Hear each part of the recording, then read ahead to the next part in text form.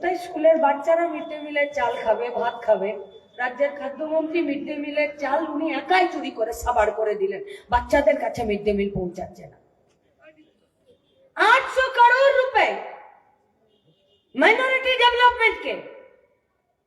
पूछिए ना कोई तृणमूल का नेता से, कोई भी तृणमूल का नेता से पूछिए, वार्डের नेता হোক, ব্লকের নেতা হোক, জেলার নেতা হোক, রাজ্যের নেতা হোক, সংখ্যালঘু দপ্তরের উন্নয়নের মন্ত্রী হোক, अरे कोई तो पूछे कि 800 करोड़ रुपए का माइनॉरिटी डेवलपमेंट का पैसा कहां गया, कौन खाया, কে পকেটে ভরলো, কেন খরচ করতে পারলে না, কি সমস্যা ছিল?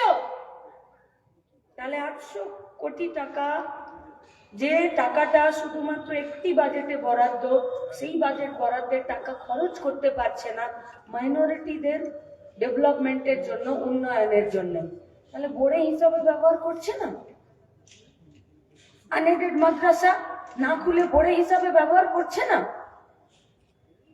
আজকে গোটা পশ্চিমবঙ্গের ডেটা ले लीजिए ना, ले लीजिए डेटा, যা বন্ধ করে রেখেছে যে কোনো ডেটা। হেলথ ডিপার্টমেন্ট পশ্চিমবঙ্গের ডেটা দেবার ঝাঁপ বন্ধ করে দিয়েছে, কোনো ডেটা দিতে চাইছে না। ও তো মাধ্যমিকে এনরোলমেন্ট হয়, রেজিস্ট্রেশন হয়, ফর্ম ফিল আপ হয়, তাই দুগালে চুনকালি মেখে প্রতি বছর লাখ লাখ ছেলে ড্রপ আউট হচ্ছে, তার কথা এদেরকে নিজেদের মুখে স্বীকার করতে হচ্ছে। শিক্ষা দপ্তরে দুর্নীতি চোখের সামনে চলে এসছে, তাই এদেরকে ঢোকিলতে হয়। আজ এত লোকের চাকরি চলে গেল, কাল অত লোকের চাকরি চলে গেল, পরশুদিন 12.5% সুদের হারে মাইনের টাকা সরকারকে ফেরত দিতে হবে। বাকি ডেটা নেই, সব ঝাপ বন্ধ আছে। সরকারি স্কুল কলেজ, সরকারি দপ্তরে কত তফসিলি জাতি, উপজাতি, সংখ্যালঘু কাদেরকে কত চাকরি দিলেন, কি দিলেন? কিন্তু রাজ্যের মুখ্যমন্ত্রী নিজের কাজ থেকে সরছেন না। কমরেড মোহাম্মদ সেলিম মঞ্চে আছেন, ওনার সামনে উর্দুতে হিন্দিতে কোনো শায়েরি বলা একটু বুক ধকধকেরই ব্যাপার, তাও বলছি। झूठे ने झूठों से कहा झूठ मत बोलो, झूठे ने झूठों से कहा झूठ मत बोलो, अंदर झूठों का मंडी बैठी थी और झूठे ने बोल रहा कि झूठ मत बोलो। एक गोटा राज्य सरकार উন্নয়নের পাঁচালি খুলে বলল যে 2 কোটি ছেলে মেয়েদের কর্মসংস্থানের ব্যবস্থা করেছে। চন্দননগরে কত বুথ গো এই বিধানসভাতে, কেউ একজন বলে দিন। 263। আমরা রাতের বেলা বসে অঙ্ক কষে ক্যালকুলেটর নিয়ে খাতা কলম নিয়ে যোগ গুণ ভাগ করে দেখলাম 263টা বুথের প্রত্যেকটা বুথে 248 জন করে ছেলে মেয়ে নতুন করে কর্মসংস্থানের জায়গা হয়েছে। এক ভি আদমি হাত উঠাकर বলিয়ে কে এই 263টা বুথের একটা বুথে কারা 248 জন, তাদের নাম বলে দিন যে এই 14টা বছরে, এই 15টা বছরে তার একটা কর্মসংস্থানের জায়গা হয়েছে। আমি বলছি মুখ্যমন্ত্রী মিথ্যে কথা বলছেন, উনি নিজেই যা বলছেন তাতেই বেরিয়ে যাচ্ছে যে আমার থেকে বড় মিথ্যেবাদী এই পশ্চিমবঙ্গে কেউ নাম লিখাতে পারবে না। কম পয়সা রোজগারের কাজ, গ্যারেজে কাজ করছে কম পয়সা, ফুড ডেলিভারি করছে কম পয়সা, গিগ ওয়ার্কার কাজ করছে কম পয়সা, চায়ের দোকানে, বড় রেস্তোরাঁতে, হোটেলে কাজ করছে কম পয়সা। এমন একটা কাজ বলতে পারেন যেখানে পশ্চিমবঙ্গের বেকার ছেলে মেয়েরা নিজেদের মাথা উঁচু করে নিয়ে নিজেদের মর্যাদা অনুযায়ী একটি পরিবার প্রতিপালন করার জন্য যে টাকাটা তার দরকার সেই টাকাটা সে দিতে পারছে। উল্টে কম পয়সার লেবারদের হাটে পরিণত করে দিল এই গোটা রাজ্যটাকে। গায়ে থাকি, হাটে যাই, গেছিলাম, এখন যাওয়ার সময় নাই কিন্তু গেছিলাম। বেলার দিকে গেলে না, যে মাছের পেটটা একটু নরম হয়ে যায় তার দাম কমে যায়। বেলার দিকে গেলে রোদের মধ্যে পড়ে যে শাকটা নেতার মতো হয়ে যায় তার দাম কম হয়। বেলার দিকে গেলে যে বেগুনটা একটু নরম হয়ে যায় তার দাম কম হয়। এতে পশ্চিমবঙ্গের বেলা গড়ালো না, আমাদের বেকার ছেলে মেয়েদের গতরের দাম কমে গেল। এই হাটে পশ্চিমবঙ্গের শ্রমকে যারা বিক্রি করে দিতে চাইছে, আমাদের লড়াইটা সেই রাজনীতির বিরুদ্ধে, সেই রাজনীতির বিরুদ্ধে।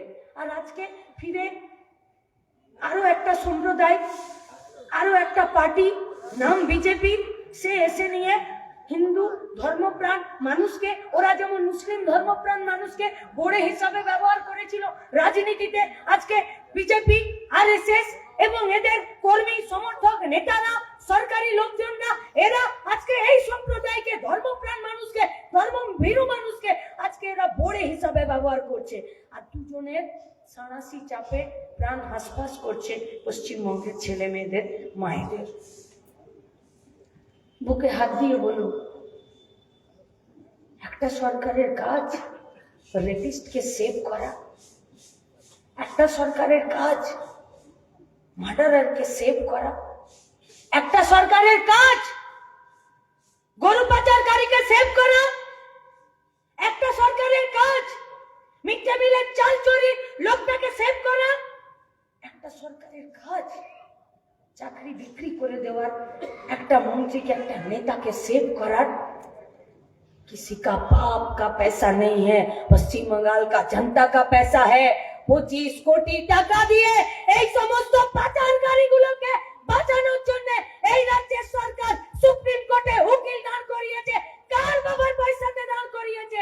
রাজ্যের মানুষ চেয়েছিল দুর্নীতি মুক্ত প্রশাসন, রাজ্যের মানুষ চাইছে চোর মুক্ত প্রশাসন, রাজ্যের মানুষ চাইছে অপশাসন মুক্ত প্রশাসন। আর সেখানে যারা প্রশাসন চালাচ্ছে, যারা সরকার চালাচ্ছে, তারা দুর্নীতিকে, অপশাসনকে আর চোরকে নিজেদের ছাতার তলায় বসিয়ে রাখতে চাইছে। লড়তে হবে না আমাদেরকে?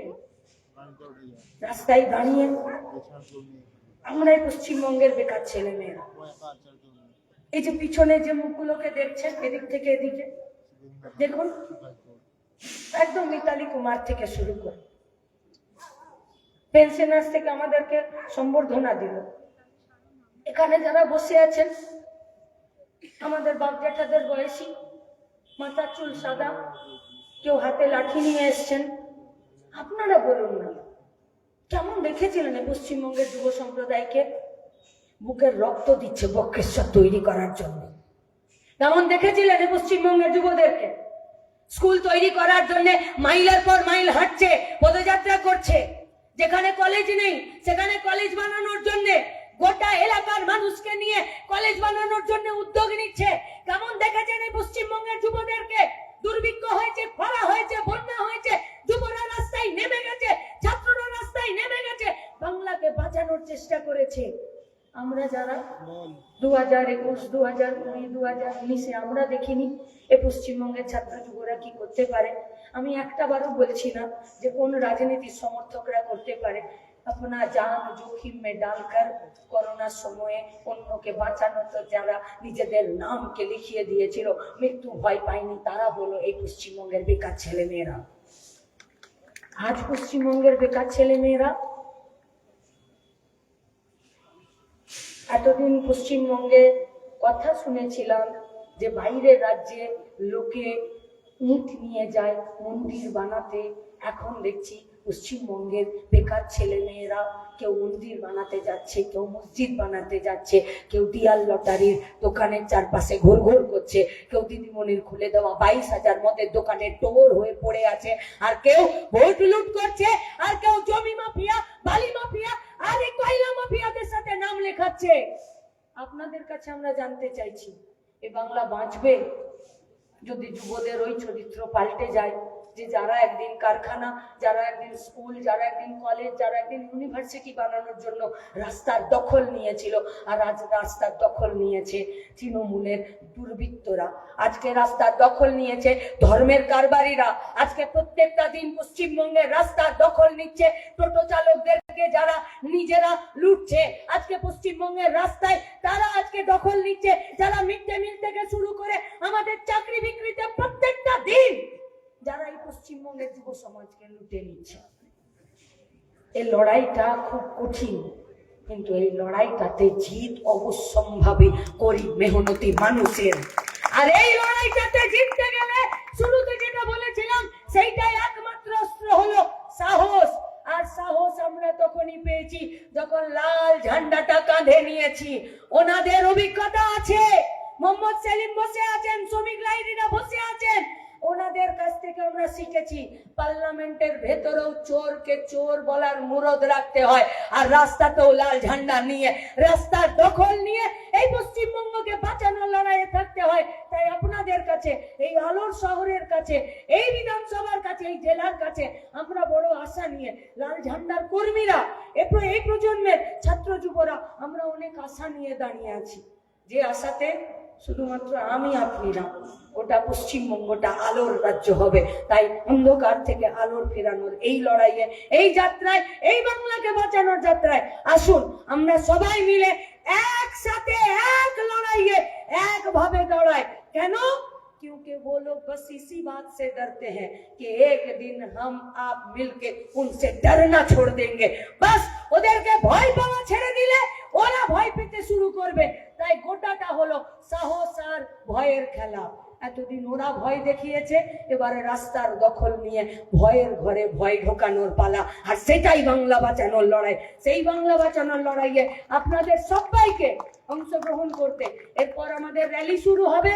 আমাদের আবেদন, লাল ঝান্ডা সিপিআইএম এর আবেদন, একটু পরে যে র্যালিটা শুরু হবে সেই র্যালিতে আপনারা প্রত্যেকে অংশগ্রহণ করবেন।